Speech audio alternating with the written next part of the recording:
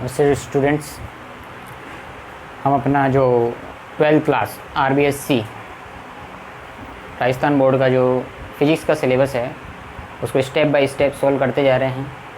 Step by step solve करते हुए हम फर्स्ट चैप्टर के एग्जाम्पल नंबर 1.5 में पहुंच चुके हैं। एग्जाम्पल नंबर 1.5 क्या कहता है देखते हैं। समान आवेश वाले दो धनायन परस्पर 3.7 × 10⁻⁻9 न्यूटन बल से प्रतिकर्षित करते हैं, जबकि उनके मध्य की दूरी 5 एंगस्ट्रॉम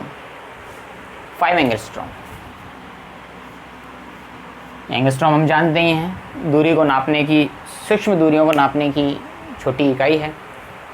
5 एंगस्ट्रॉम है। प्रत्येक आयन में सामान्य अवस्था की तुलना में कितने इलेक्ट्रॉन कम हैं।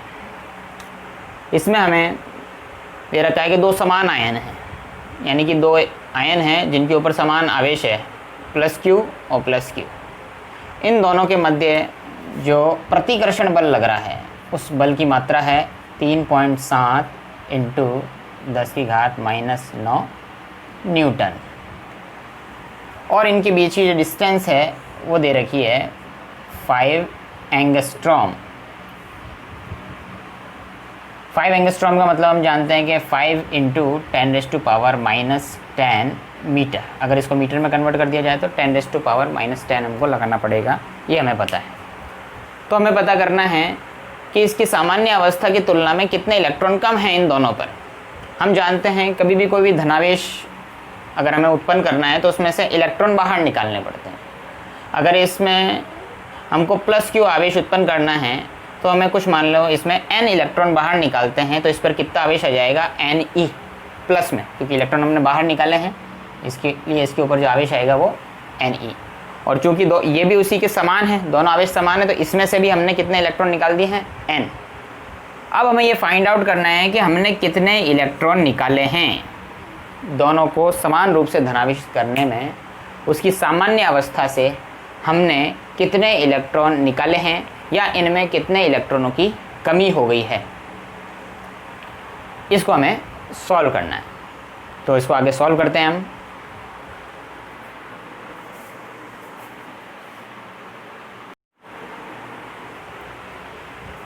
इस क्वेश्चन को, इस एग्जाम्पल को सॉल्व करने के लिए अपन कूलाम के नियम का इस्तेमाल करेंगे। कूलाम का नियम हमारा क्या, दो स्वतंत्र आवेशों के मध्य जो आकर्षण या प्रतिकर्षण का बल लगता है उसको एक्सप्लेन करता है।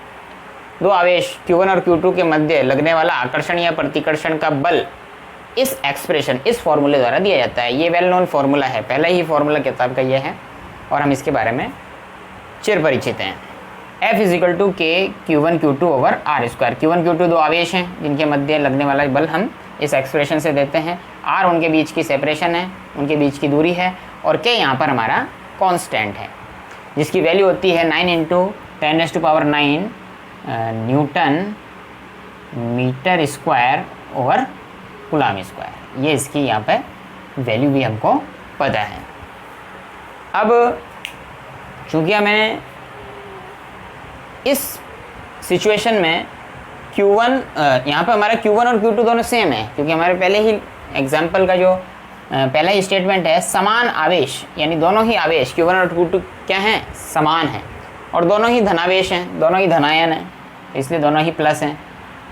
इसकी वैल्यू अपन को कैलकुलेट करनी है। तो इस फॉर्मूले की सहायता से अपन, हमको K की वैल्यू पता है, दोनों के बीच की दूरी हमको पता है 5 × 10⁻⁻10 मीटर। 5 एंगस्ट्रॉम जो थी हमने इसको मीटर में चेंज कर लिया है। K की वैल्यू अपन को पता है, Q1 और Q2 की वैल्यू अपन यहाँ पर Q और Q रखेंगे। Q1 और Q2 दोनों ही हमारे बराबर हैं, इसलिए उसकी जगह Q रखेंगे। जैसे ही हम ये वैल्यू पुट करते हैं और हमारे पास फोर्स दिया हुआ है, दोनों के बीच में रिपल्शन फोर्स लग रहा है, प्रतिकर्षण बल लग रहा है, प्रतिकर्षण बल की उसकी वैल्यू हमको दे रखी है 3.7 × 10⁻⁻9 न्यूटन। तो हमने उस फोर्स की जगह ये वैल्यू रख दी है। K की वैल्यू जो होती है 9 × 10⁻9 यहाँ पे रख दी गई है। Q1 और Q2 हमारे दोनों सेम हैं, इसलिए Q की वैल्यू Q रख दी है। R जो कि इन दोनों के बीच का सेपरेशन है वो है 5 × 10⁻⁻10 और उसका भी स्क्वायर, इसलिए हमने स्क्वायर लगा के रख दिया। इस इक्वेशन को हमने थोड़ा इसमें वज्र गुणा पक्षांतरण वगैरह कुछ किया है, क्योंकि हमको वैल्यू निकालनी है Q क्यू की वैल्यू निकाल लेंगे, उसके बाद ही हम नंबर ऑफ इलेक्ट्रॉन n की वैल्यू निकाल पाएंगे। इसलिए अपन पहले क्यू की वैल्यू फाइंड आउट कर लें।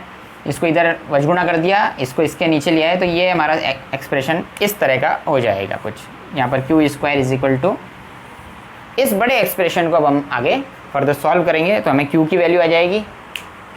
पहले क्यू स्क्वायर की वैल्यू आएगी, फिर उसका अंडर रूट करेंगे तो हमारे पास क्यू की वैल्यू आ जाएगी, और फिर क्यू की वैल्यू को इस equation Q is equal to N E से कंपैरिजन करेंगे तो हमारे पास एन की वैल्यू मिलेगी। तो इसको आगे सॉल्व करते हैं हम।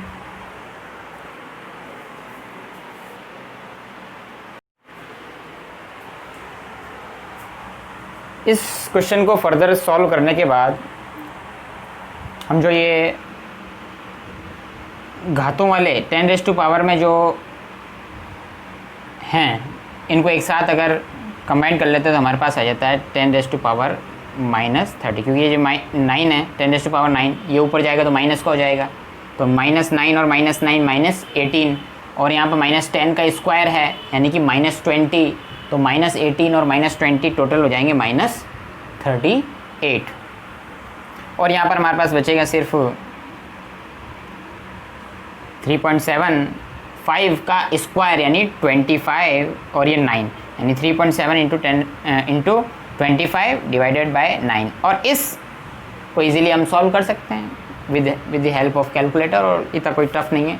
इसको इजीली सॉल्व करने के बाद हमारे पास जो वैल्यू आती है वो है 10.27, 10.27 गुणा 10 की घात -38, ये क्यू स्क्वायर की वैल्यू है।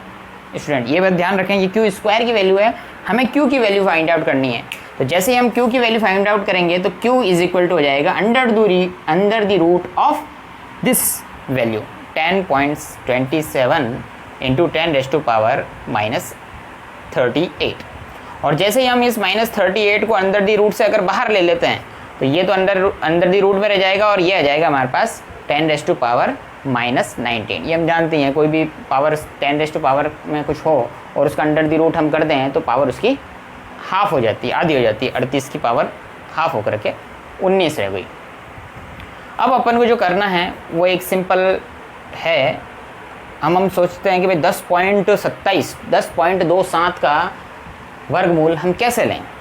तो यहाँ पे घबराने की ज़रूरत नहीं है, इसकी कोई कैलकुलेशन में उलझने की भी ज़रूरत नहीं है। हमें बस ये ध्यान रखना है कि ये जो 10 अंक है इसके पास में एक अंक होता है 9, और 9 का अंडर रूट हमको पता है 3 होता है, और 3 के बाद जिसका हमको स्क्वायर पता है वो है 4। 3 का स्क्वायर होता है 9, और उसके बाद आते हैं अपन 4 पे, 4 का स्क्वायर होता है 16।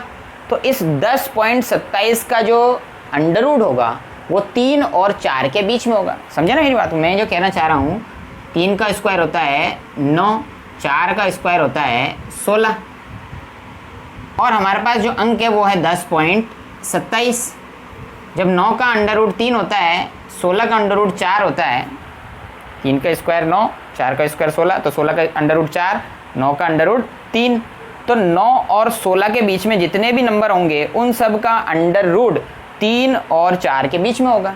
तो अपन को एक चीज़ पता चल गई कि 10.27 का जो अंडर द रूट है, 10.27 का जो अंडर द रूट है वो 3 और 4 के बीच में होगा। तो मुझे एक चीज़ पता चल गई कि यहाँ 3 पॉइंट समथिंग है इंटू 10 रेज़ टू पावर -19। यहाँ तक हम पहुँच गए, एक पॉइंट की बात है बस। यहाँ पे अपन को किसी बड़ी कैलकुलेशन में उलझने की ज़रूरत नहीं है कि इसका अपन अंडर द रूट हमारी जो भाग की विधि है यहाँ पे 2-2 जोड़े बना करके निकाल भी सकते हैं, बहुत इजी है, इतना कोई टफ भी नहीं है। लेकिन एक जनरल अंडरस्टैंडिंग के लिए अपन क्विकली कैसे कर सकें। अब देखो यहाँ पर 3 पॉइंट समथिंग अपन को आना चाहिए, तो अब यहाँ पर कौन सा अंक हो सकता है इसका अंदाज़ा लगाने के लिए, चूँकि यहाँ पर टोटल चार्ज है, चार्ज जो होता है इलेक्ट्रॉन्स, चार्ज होता है इलेक्ट्रॉन्स का अकोमुलेशन। एक इलेक्ट्रॉन के ऊपर चार्ज हमको पता है E is equal to 1.6 into 10 raise to power -19, ये -19 होता है। ये जो -19 है और ये -19 है, ये मैच हो रहा है, यानी यहाँ पे जो भी वैल्यू आएगी वो 16 के मल्टीपल में होगी। तो आगे देख लो, यहाँ पे 1.6 है तो यहाँ पर 3 पॉइंट क्या होना चाहिए 2। जब उनको पता है कि एक इलेक्ट्रॉन का आवेश 1.6 होता है और यहाँ पर हमारे पास कुछ नंबर आ रहा है 3 पॉइंट समथिंग इंटू 10⁻19, तो हम यहाँ पर अपने जनरल अंडरस्टैंडिंग से पता लगा सकते हैं यहाँ पर 3.2 हो सकता है, क्योंकि अब हम इलेक्ट्रॉन का नंबर निकालेंगे, क्योंकि हमारा जो Q की वैल्यू है Q = NE, E की वैल्यू अपन को पता है 1.6 इंटू 10⁻19 होती है और Q की वैल्यू है ये, तो हम N की वैल्यू निकालेंगे, N = Q/E, 3.2 into 10⁻19 divided by 1.6 into 10⁻19, और ये कैंसिल आउट हो जाएगा और पॉइंट से पॉइंट हट जाएगा और 32 में 16 का डिवाइड करेंगे तो N the number of electron is 2 electron. This is the solution of this example. इसको नोट डाउन कर लें, लिख लें, पूरे वीडियो को अच्छी तरीके से समझ लें। 2 इलेक्ट्रॉन, इन दोनों चार्जेस को बनाने के लिए इनमें इनकी सामान्य अवस्था से 2 इलेक्ट्रॉन कम करने पड़े। क्वेश्चन ये पूछा है कि प्रत्येक आयन में सामान्य अवस्था की तुलना में कितने इलेक्ट्रॉन कम हैं, तो इनकी सामान्य अवस्था जब इन पर कोई आवेश नहीं था उसकी तुलना में इनकी आवेशित अवस्था में 2 इलेक्ट्रॉन कम है। This is the final answer. Thank you.